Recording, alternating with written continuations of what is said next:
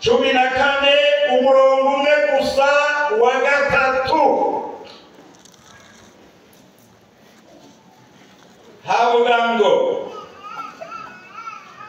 kandi ko ngiye kubategurira hanyu nzogaruka kubajana iwanje ngwahundi namwe bariho kugira gute muba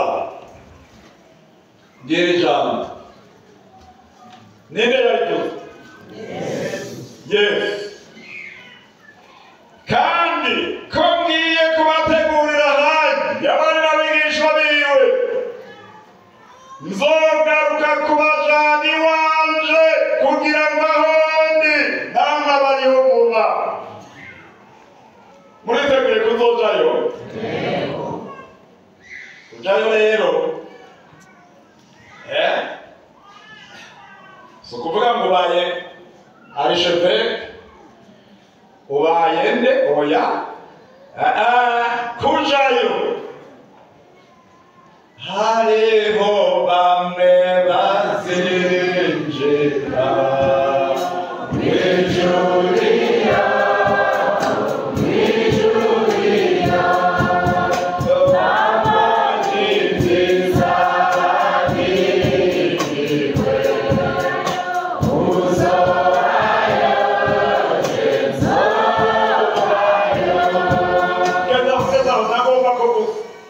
hariho bamwe bazinjira. Iyo bavuga bamwe si bose, hariho abatazokwinjira. Ikibazo rero tubazanya wewe, jewe ngira nawe ugacugira gutya, uzojayo? Jewe nzojayo nawe ndakubaza kuzojayo. N'abantu babiri bomendo bariko baraganira ivy'urwo rugendo rwo kuzoja hariya. Agasanga ugomba kuzojayo. Reka tubanze duce gatoyi muri Matayo arandika mu gice cya 5 ku murongo w'8 ngo hahirwa abafise imitima itanduye kuko nibo bazogira gute? Bazobona Imana. Ubwo ni ubutumwa bwose. Abafise imitima itanduye nibo bazobona Imana. Umwanditsi wa Zaburi 32 aravuga ngo hahirwa, muri ya Bibiliya avuga ngo harahiriwe, hahirwa uwahariwe ibyaha vyiwe bigatwikirwa, hahirwa umuntu uhoraho adahanura kukugabitanya, niwe muhirwe gusa.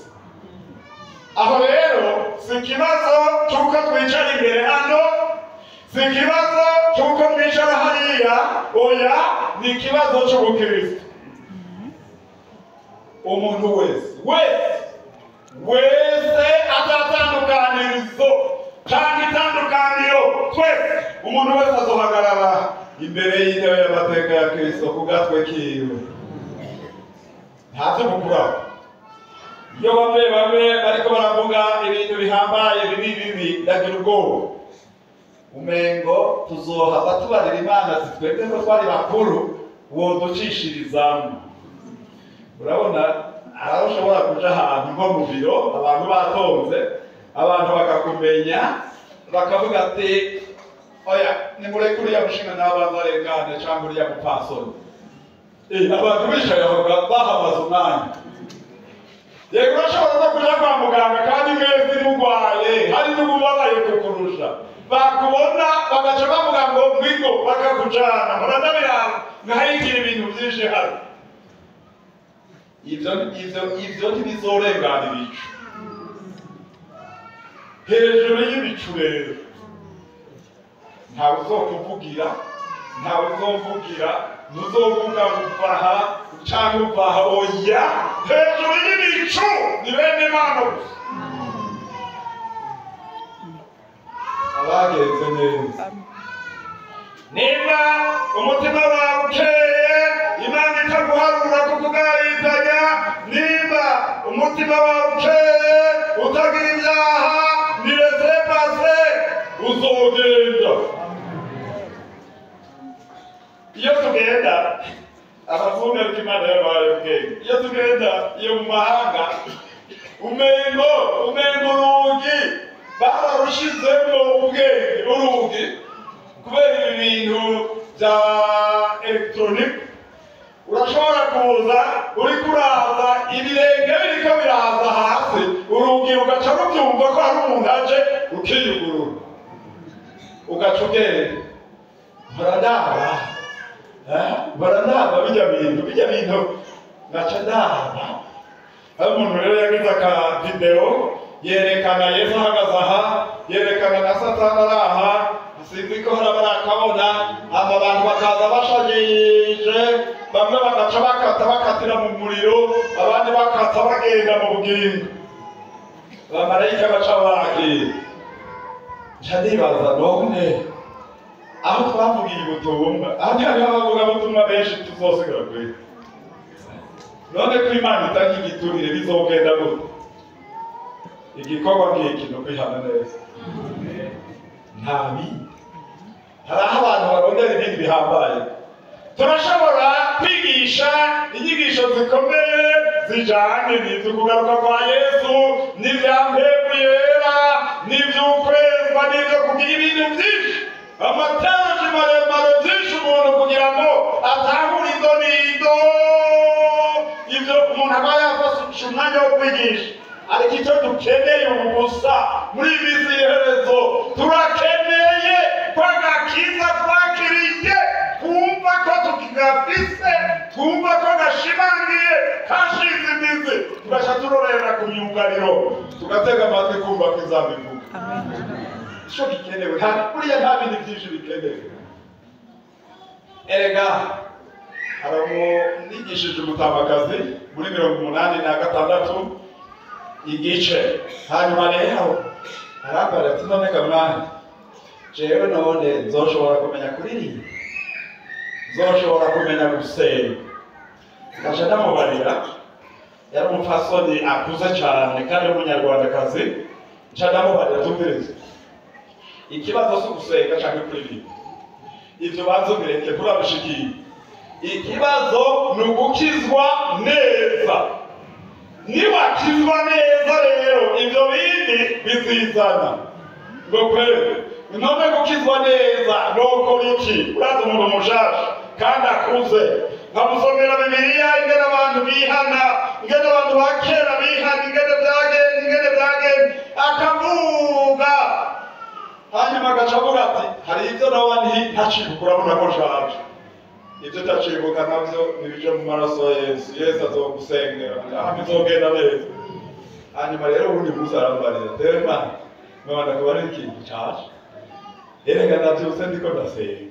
Aho wasenga ngo ikisobirambo numve tinavuga ngo ndagushimiye Mana ko wampariye bya bindi byose nabariye mwarimu, ndagushimiye n'ibyejo uzonyibutsa navyo ko nzobivuga. Uri Imana igira neza, yanyota inzoga pi, yanyota itabi pi. Aturero ati sigende mukobwa wa Kristo naho shaje, ashoza yahindutse yarashingiye intara tera ubutumwa bwafashe kandi ndamubara ati kandi rero mama ndaronse umukristo kuko waciye mu bintu byinshi, kuhindutse ungaruka ukinjika kuko ntawe ukiguprega wewe warabaye depase ibintu byose warabiciye. Jewe niko nigisha nkabona umugabo akuze, nkabona umugore akuze baje kwihana. Aho bacumi baba baruta abantu babaye abaga 50, kuko abo baba bararushe barurijwe n'isi baciyemo. Iyo rero avyiyambuye aca atinya gusubirayo. Ariko uriya akiri muto ahura n'urundi rwaruka ati mbega wewe uzi n'umukristo atego waragiye atacumenye ngo tukwereke. Gaca usanga arasubiye inyuma.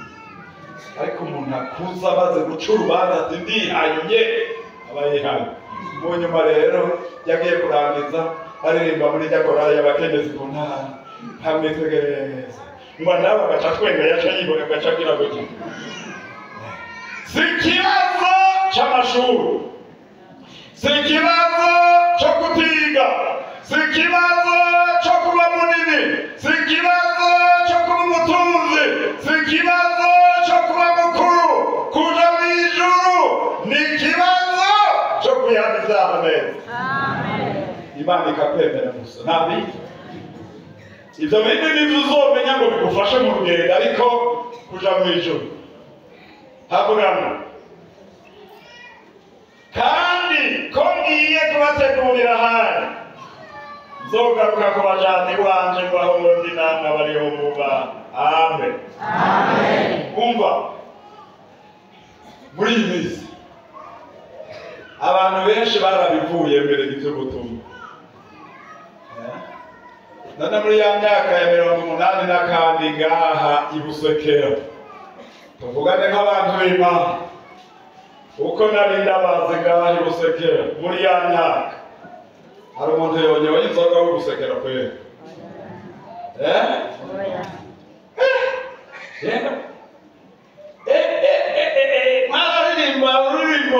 Ururirimbo twakunda abanyabujumbura bw'umuzabibu, wumva umengo utewe mu mitima yanyu uwo muzabibu.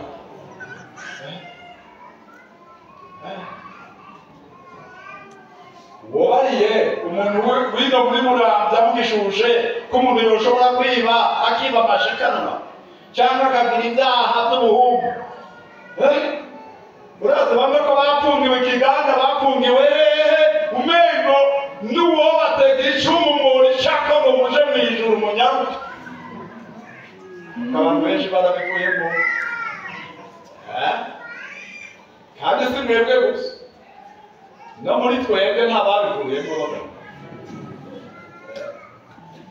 Ni ukuvuga ngo isi iriko irashirana n'ibyifuzo byayo, ariko ukora ibyo Imana igomba azohoraho ibihe bidashira. Amen. Naho mugomba tukihana neza, iyi si tuyimarako iminsi mikeya. Muri urusengero noronka abantu 10 bamaze imyaka 100. Bane bamaze imyaka 100 mu ndoro restaurant. Ijana tuzuye. 90.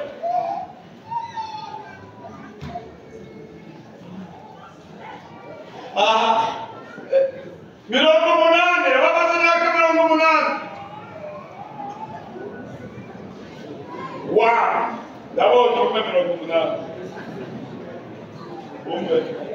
Babiri. Basi. None 80 abantu babiri gusa muri iki gihugu cyose cy'abantu. Erega ntituraba ngo dukizwe, erega iyo tuzorambira niyo tuzoja. Reka nawe abamaze hagati ya 70 na 80 bobo ngira ni benshi, mugorore turaba. Navyo ntangorora muri uwo mubinye. Nta na 50 bariho. Ni kusema, no kuvuga iki? Isi tuyicako turengana gusa. Tuyicako turengana gusa. Ndafise umuvyeyi wanje yamambaza ngo mwana kubera iki waheze umushatsi? Arashaka cyane ko bimwe byitwa gusaza rero, kuko yaramaze kurenza imyaka 100, aramaze gushirako n'iyindi. Kuko n'umutambakazi wanje mama yapfuye amaze imyaka 100. Ariko barashaje rwose. Ariko rero navuga mudabaza ati papa abantu mwarukanye bari hehe? Sinzi icyo rwandorereje. None wowe uzopfa ryari none gapapa ko washariwe? Ati jewe dapfa, ubona rukindondera kwiyapfa abantu. Umiriza, ngomba kuvuga iki? Sigomba kubatweza. Naho mwoza tukihana neza, tugakizwa neza, iyo tuzoja, iyo tuzomara imyaka myinshi. Aha turi ingenzi n'inyambukira gusa. Aburahamu amara imyaka 900, ariko umuzukuruza wiwe Metusela niwe yamaze byinshi, 900 nyinshi. Ariko mu nyuma bigenda bigabanuka, hanyuma umuntu imyaka yiwe ni 70 kubw'ingufu nyinshi cyangwa inkomezi nyinshi azoronka izoba 80. Mwebwe rero mwashikanye 70 igihango c'Imana muza muri cyo mwebwe mufise indani mwaragiye umuntu.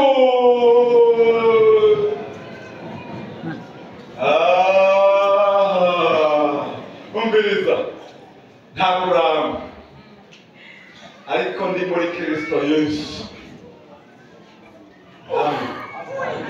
Ndi muri Kristo Yesu ndashira ubwoba.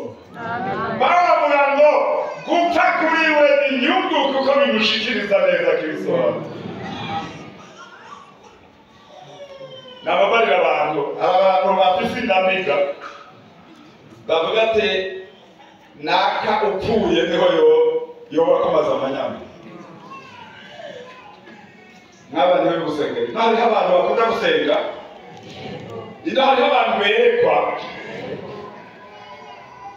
ngo badakuremeshe ukumva umuntu azovuga ngo amen ukuri ko agize ngugiye gupfa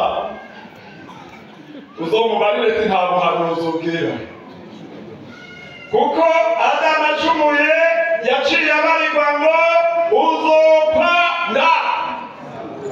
nta kabuza n'uhejeje kuvugishwa na bene nazopfa. Ariko iciza hakurya y'urupfu ari ubugingo budashira. Umviriza rero Zaburi ya 24. Zaburi ya 24 nari naje kuramukanya gusa, nari nagombye ko aba bagabo bakoraniye abigisha kuko jewe nari naje kuramukanya, nari nkumbuye abantu bindi. Zaburi ya 24 duhere kuri 3. Nimba hariho kuja mu ijuru mwumva ico Bibiliya ivuga kandi biriho kuja mu ijuru. Ninde azoduga umusozi w'Uhoraho?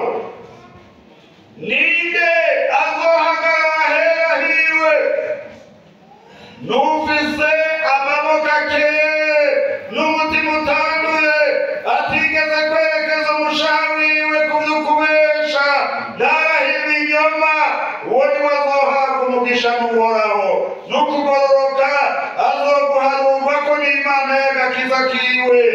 Amen. Ninde? Nikibazo. Ninde azoduga umusozi w'Uhoraho? Amaboko yawe akeye. Ntuburi umubeshi. Ntuburi gateranye. Ntuburi inkozi y'ikibi. Oya. Umva. Abantu barabivuyemo ariko umuti wari hafi.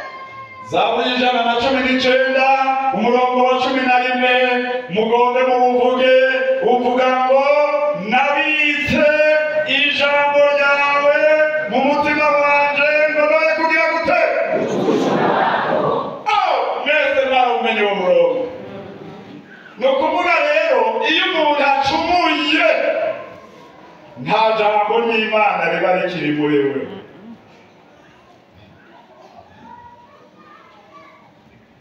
Abantu barabeshera muri aya matelefone mukaba muri kumwe kuri gare di Nord muvuye Bujumbura muri mu mudugu umwe yicaye imbere muri bisi, wewe uri inyuma atazi ko muri kumwe. Hagiye umuntu yicaye muri bisi yinjiye kare, bariya binjiye hanyuma imbere kandi ntibashoka babona bari muri bisi, sinzi ko murabira ariko uriya yinjiye kare abinjira bose bababona.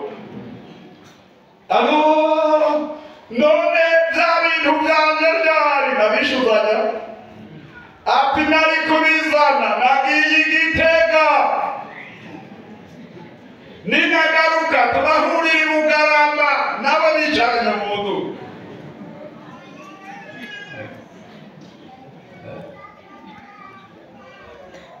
Iyi minsi yeze ziratugoye bazi Imana. Abantu bakunda kwandika audio muri telefone mugorora amaboko turaba. Audio utumijwe. Ndabafite ibigaruka. Wofuma wandika kuko amajambo barashobora kuvuga ati nivyo bakwandikiye bakubesheye, ariko ijwi nturigarukane.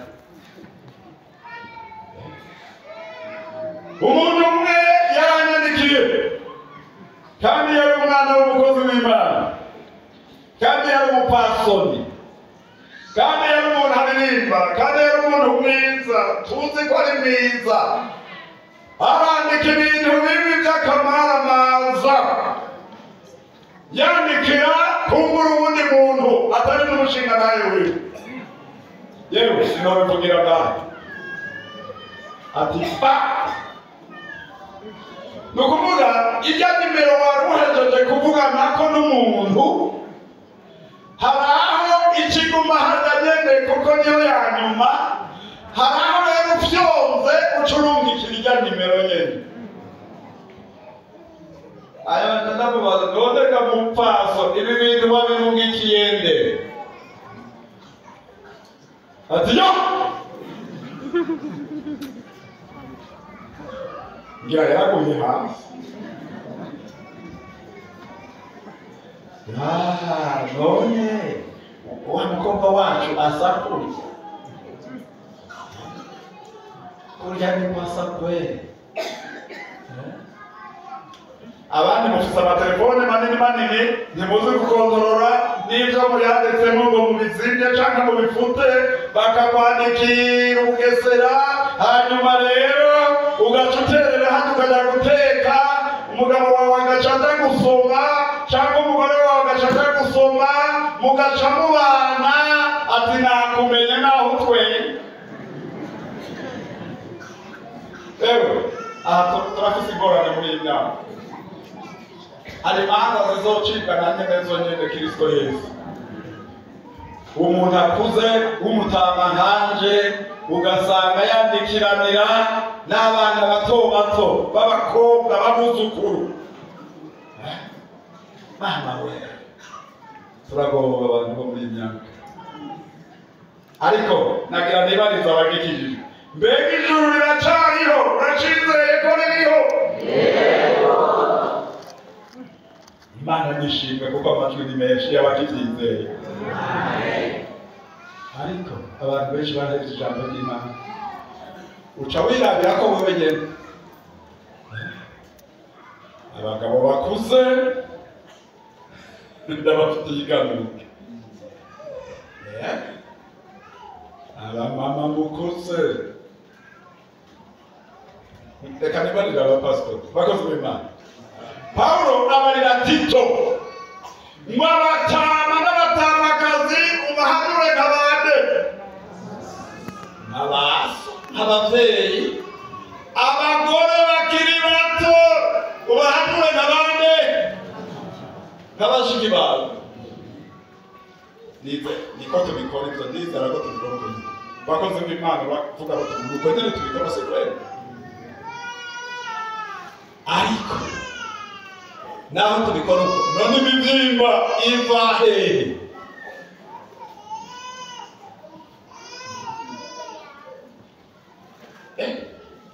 Sinapata majibu basi, ukimya unatoka wapi sasa? Abantu murika muriyumvira ivyo mvuze ivyo ari vyo, reka akayaga k'Imana kagendagendana ko ngiye kubategurira hanyu nk'abantu bimusekera, nzogaruka ku bajani wanje kugira amahondi abarehuwa. Uzojayo? Naho hari ikibazo ga, si ikibazo cyo kuvuga ubutumwa, si ikibazo cyo kuririmba, si ikibazo cyo gusenga, ariko ni ikibazo cyo gukizwa neza kugira ngo urorere kw'izambivuga. Ushizahaga yereka kubera tuba hariya kw'isezerano ry'ikiyaga, hari ivyo tumenya n'abindi batarabimenya. Nashitse ati mbarira ntuze ari hehe? Oya, yaragiye. Mbarira na wa mugundi yagiye hehe? Yaragiye. None ntuze we yagiye hehe? Yaragiye. Reka ndabamenya bamwe bamwe. None yagiye.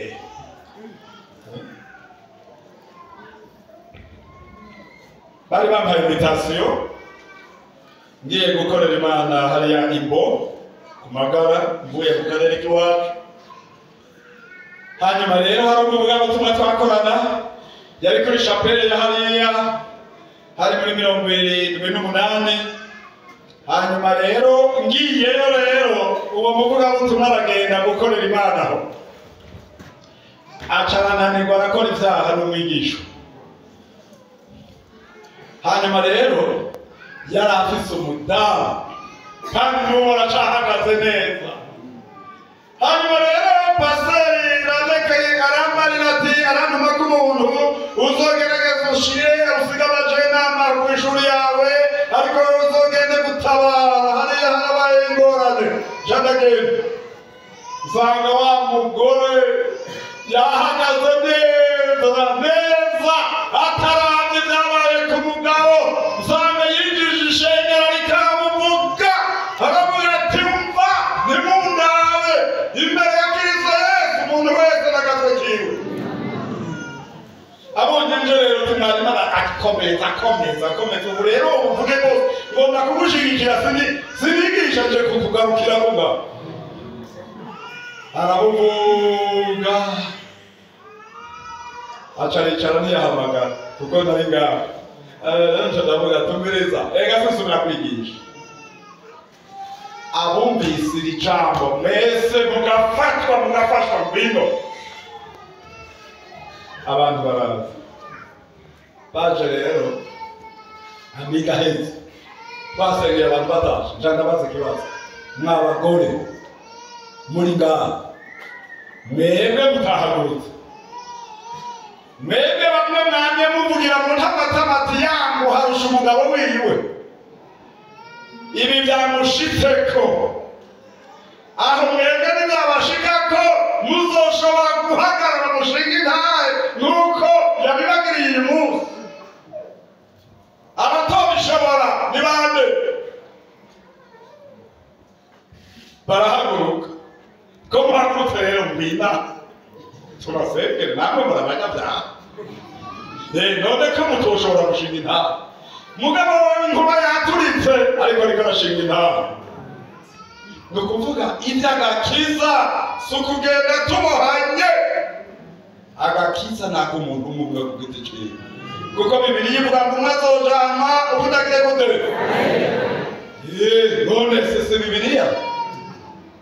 Abana bazogenda ababyeyi basigare, ababyeyi bagenda abana basigare, umugabo agenda umugore asigare, umugore agenda umugabo asigare, abakozi b'Imana bamwe bazogenda abandi basigare. Si kweli? Kuko Bibiliya ivuga muri Matayo ngo bamwe bazovuga ngo twavugishwa nawe, twakora ibitangaza, twigishiriza hariya, wavuge ngo naho mwabikoze mbiraho mwabakora ibiziramwe sinigeze ndabamenye. Nico gituma rero agakiza sakiwanje natwebwe aho imbere gusa nakatwese ngaho umuntu wese urwitse ciwe.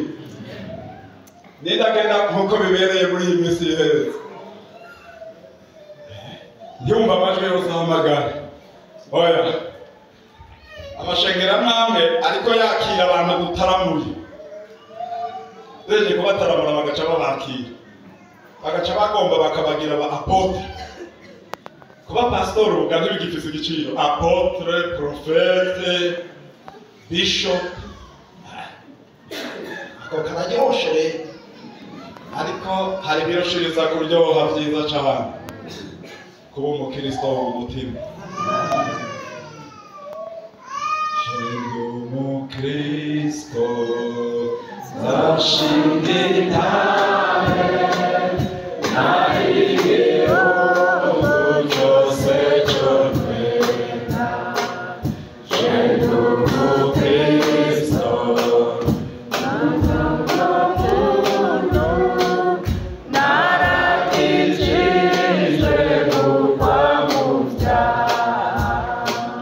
Jendo